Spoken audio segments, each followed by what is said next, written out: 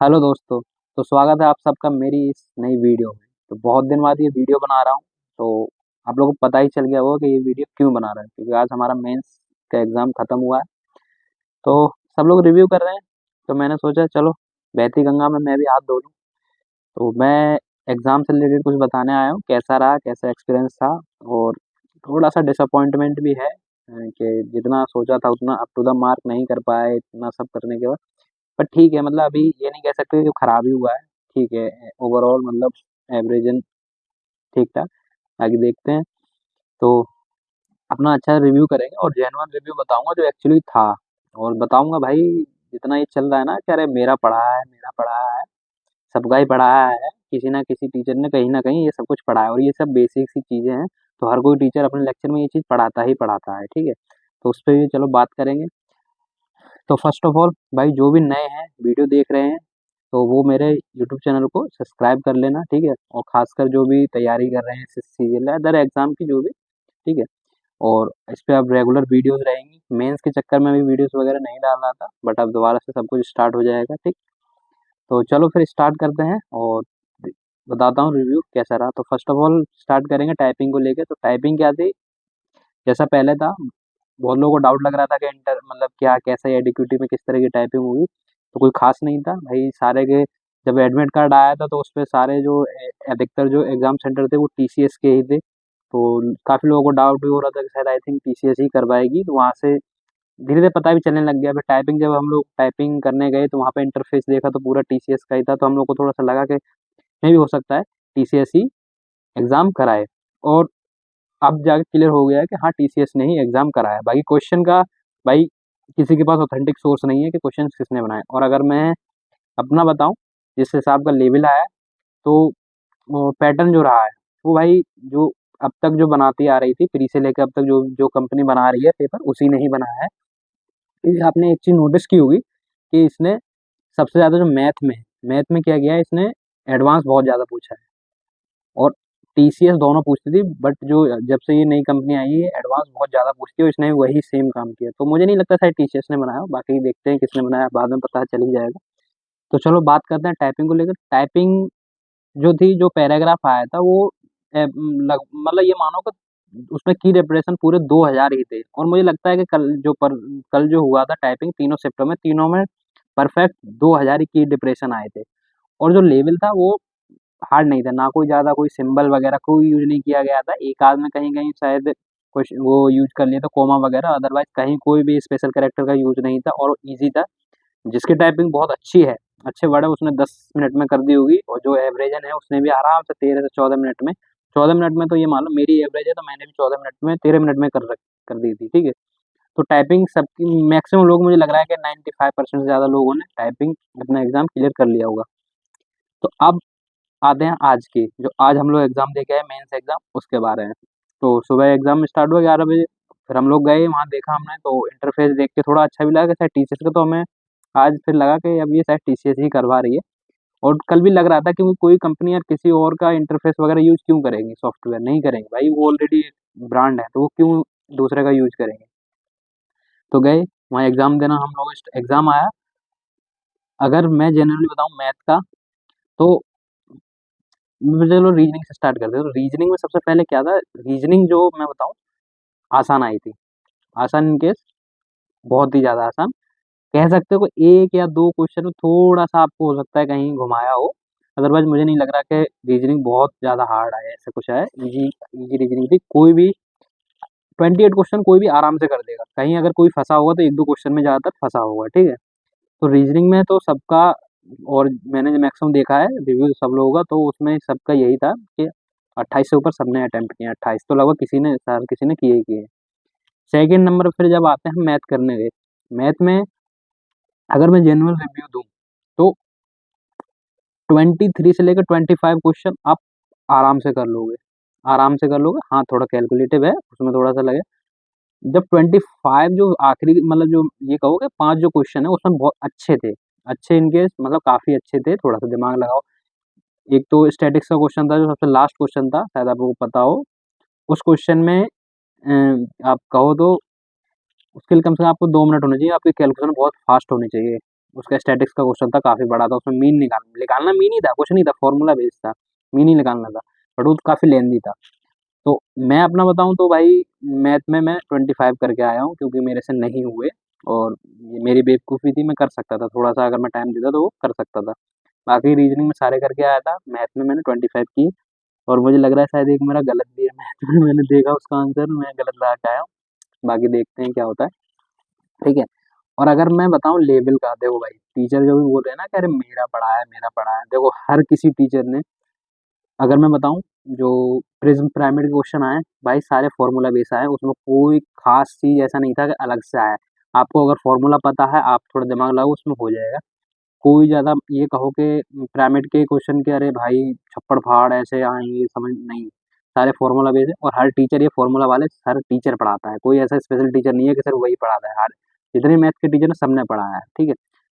बचे हुए 5 क्वेश्चन वो भी पढ़ाए हुए थे, बस थोड़ा-सा उनमें टेक्निकल, मतलब आपको थोड़ा-सा, आपकी अगर थोड़ा एक होता है टाइम मैनेजमेंट, अगर किसी ने टाइम मैनेजमेंट किया हुआ तो वो क्वेश्चन वो उनको आराम से कर देगा, अदरवाइज़ उसे नहीं होंगे। तो ये वाला सीन था और ऐसा कोई क्वेश्चन नहीं था कि जो किसी ने पढ़ा नहीं होगा, मतलब जिसने अगर कोर्स कर रखा हो किसी भी टीचर का, हर किसी टीचर ने वो क्वेश्चन ज़रूर ना ज़रूर पढ़ाए होंगे, तो ऐसा कोई नहीं था कि अरे ये क्वेश्चन कहाँ से नया आ गया, कोई नया क्वेश्चन नहीं था, सारे पुराने ही क्वेश्चन थे, जो किसी न किसी ने टीचर ने पढ़ाया होगा और बच्चों ने पढ़े होंगे, हर किसी टीचर से। तो ये वाला हाल है। आते हैं सेकंड पोर्शन पे, तो मेरे अगर अगर हिसाब से देखो रीजनिंग ईज़ी थी और मैथ को आप मॉडरेट में डाल सकते हो, ईज़ी टू मॉड मतलब ईज़ी टू मॉडरेट, मॉडरेट में ही डालो, क्योंकि भाई 23 क्वेश्चन ठीक थे, बाकी 7 क्वेश्चन ऐसे थे उनको बहुत ज़्यादा टाइम लगा कैलकुलेटिव से, ठीक है। नेक्स्ट है अगला हमारा आता है इंग्लिश की बारी। इंग्लिश में अगर आप देखो तो इंग्लिश को ना 2 पोर्शन में बाँट दो, कि एक पोर्शन तो ऐसा था आप ईज़ी था, उसको आप आराम से कर लोगे। दूसरा पोर्शन ऐसा था कि भाई उसमें आपके ना दिमाग की नसें खुल जाएँगी, इस तरीके से। अब समझ गए हो किसकी बात कर रहा हूँ? ग्रामेटिकल सेक्शन, डायरेक्ट इनडायरेक्ट, आपका ये सिनोनिम्स वगैरह और मिसस्पेल्ड वगैरह, ये ईज़ी थे, आप तुरंत उसको कर लोगे, ज़्यादा उसमें टाइम नहीं लगेगा। दूसरे हाथ अगर आप आते हो, क्लोज़ टेस्ट भी आसान था, कोई ज़्यादा ख़ास नहीं था, ठीक है। अब आते हैं आप पैसेज पे। पैसेज में मेरे कानों से धुआँ निकल रहा, क्योंकि चलो लेंथी पैसेज है, आप उसको कर लो, कोई दिक्कत नहीं है, आप उसको पढ़ के कर लोगे। भाई आपने पैसेज लेंथी, उसका क्वेश्चन लेंथी, देन उसके आंसर जो ऑप्शन दिए हुए हैं वो लेंथी, उनको पढ़ो। और आपने डायरेक्ट उसमें डायरेक्ट भी नहीं दे रखे कि डायरेक्ट यार पढ़ के डायरेक्ट कोई लगा दे, नहीं नहीं नहीं, उनको भी टेढ़ी लैंग्वेज में दे रखा है। तो वहाँ पे बहुत ज़्यादा टाइम खराब हुआ, मेरा खराब हुआ, मुझे छोड़ने पड़े पैसेज में, मेरे मतलब टोटल में 4 क्वेश्चन छूट गए पैसेज में, बस वही छूटे, अदर मैं सारे क्वेश्चन कर दिए थे, ठीक है। साउंड अवॉइड करना, ट्रेन का साउंड साउंड आ रहा होगा, 1 मिनट में, अभी भी आ रहा है तो अभी चला जाएगा, ठीक है। स्टेशन के पास घर है मेरा, इस वजह से साउंड आता है। तो देखो, तो इस तरीके से था कि पैसेज बहुत ज़्यादा लेंदी थे और आपको मतलब आपने अगर पैसेज की मतलब करने की अच्छी खासी प्रैक्टिस कर रखी है तो आप उसको जल्दी कर सकते हो, अदरवाइज आपको बहुत टाइम लगने वाला है, सेम मुझे लगा, ठीक है। मैंने प्रैक्टिस कर रखी थी, उसके बाद भी टाइम काफ़ी लग गया था मुझे, ठीक है। ये तो था इंग्लिश का। और इंग्लिश का अगर मैं कहूँ तो ईजी टू मॉडरेट ही रखो, मॉडरेट मतलब थोड़ा सा अगर पैसेज को और मतलब एक काम करो, मॉडरेट ही मत रखो, आधा हिस्सा मान लो कि आपका ईजी था इंग्लिश में और आधा आप हार्ड में मान लो, क्योंकि जो पैसे थे एक्चुअली हार्ड थे, कोई अगर टीचर ये बोला ना ईजी था, भाई विश्वास मत करना, सबका धुआं उड़ने वाला है, अभी जब आंसर की आएगी ना सबको पता चल जाएगा किस लेवल का था, ठीक है। तो नेक्स्ट आते हैं जीके पे, तो यार जीके अगर मैं कहूँ तो देखो जीके में कभी नहीं कहता कि ईजी है हार्ड है, सच बताऊँ तो जीके ना आपकी किस्मत है। किस्मत क्या है, अगर आपने पढ़ी है और आपकी पढ़ी हुई आ गई तो वो आपके लिए ईजी है। और आपने मान के चलो आपने कुछ और पढ़ रखा है अच्छे से, मैंने कोई चीज़ अच्छी पढ़ रखी है, आपकी पढ़ी हुई आ गई, मेरी नहीं है, तो मैं तो उसको हार्ड ही बोलूँगा और आप उसको ईज़ी बोलोगे। तो जीके का है ना कोई डिसाइड नहीं कर सकता, बट एक अगर एवरेजन में लगाऊँ तो अगर नॉर्मल किसी ने पढ़ रखे तो उसके लिए अगर मान के चलो आप तो मॉडरेट मानो, नॉट ज़्यादा ईजी ना ज़्यादा हार्ड, मॉडरेट ही मानो। अगर 1-2 क्वेश्चन मान सकते हो हार्ड की तरफ, अगर जैसे कि किसी किसी कैपेबिलिटी करने की, जैसे मान के चलो कोई अगर नॉर्मल अगर 20 कर रहा है, जैसे ना 20 इसके सही हुए तो समझ लो उसके लिए तो ईज़ी है।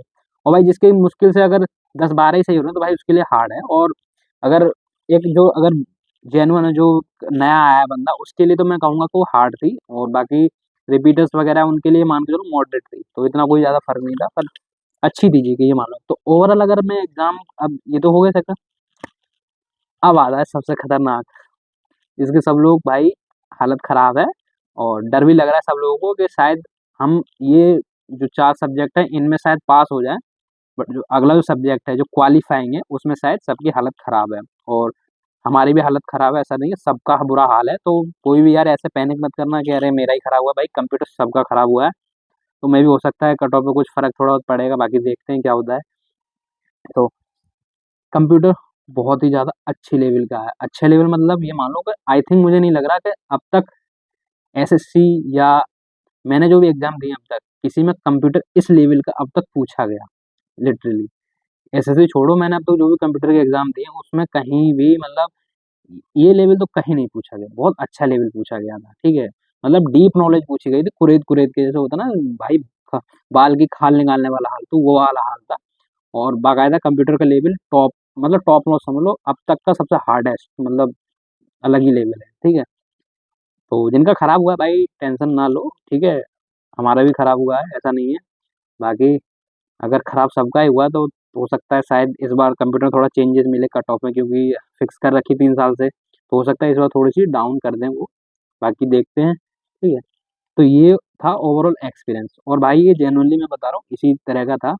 और हाँ, एक और चीज़, टीचर वगैरह जो बोला मेरा आया, मेरा भाई देखो, किसी से कोई हेट नहीं है, सारे टीचर अच्छे हैं, मैं भी इन्हीं टीचरों से पढ़ा हूँ, ऐसा कुछ नहीं है, बट मेरे को वो चीज़ गलत लगती है, सारे टीचर अपना बोलने लगते हैं कि मैंने पढ़ा है, मैंने। भाई आपने भी पढ़ाया है, सामने वाले टीचर ने भी पढ़ाया है, ठीक है?